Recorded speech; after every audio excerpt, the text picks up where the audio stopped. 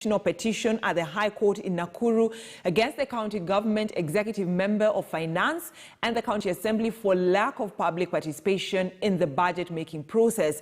Our reporter Joanne Latin has more from Nakuru. Joanne Latin, such an interesting time of event, so no public participation in Nakuru County when it comes to budget making.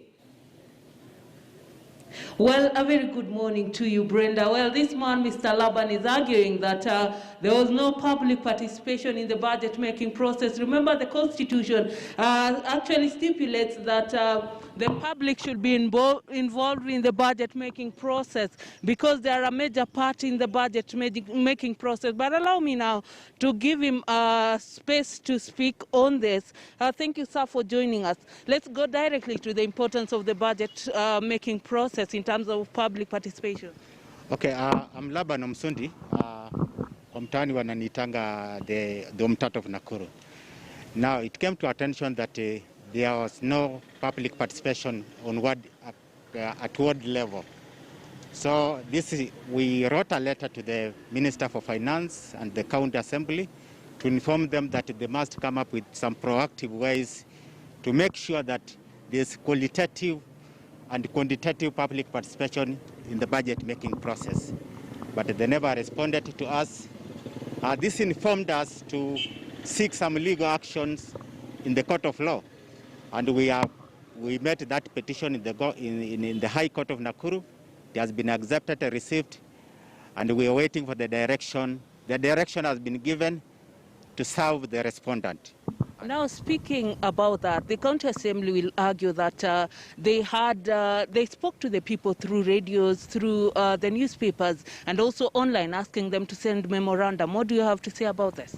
Okay, major details about how they will argue, how we shall argue a point, maybe let the court decide.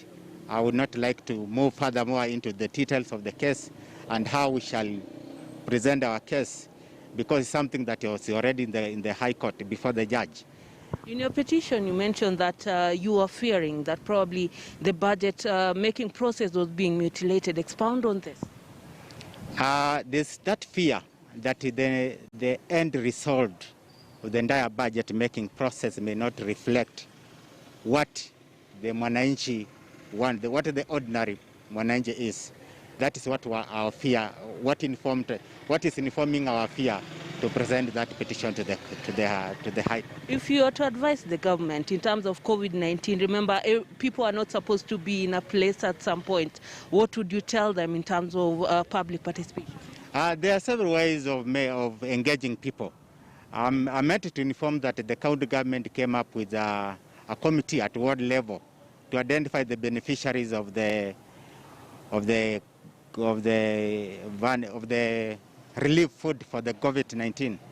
And now, in that aspect, I believe that the same procedures the county government can come up and reach to the common Mwananchi and make sure that each and every opinion of the ordinary citizen is involved in terms of budget-making process.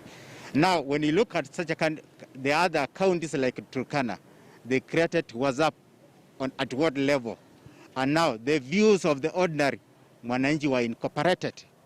Now, just making that is what I believe that the county government should come up with such a kind of proactive ways to make sure that the common people, the mamambogas and other ordinary citizens, their views are collected and be part and parcel of in terms of budget-making process. Well, thank you so much, Laban. Well, Brenda, that is the situation here in Nakuru. Mr. Laban here is saying that the county government and the county assembly should have come up with a proactive way of reaching out to the common Mwananchi in terms of getting their views in the public participation process as well as in the budget-making process. Back to you in studio, Brenda.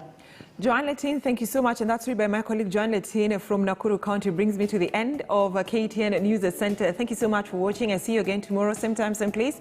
God bless. And up next, Leo Mashinani with Nicolas Omboa at 11 a.m.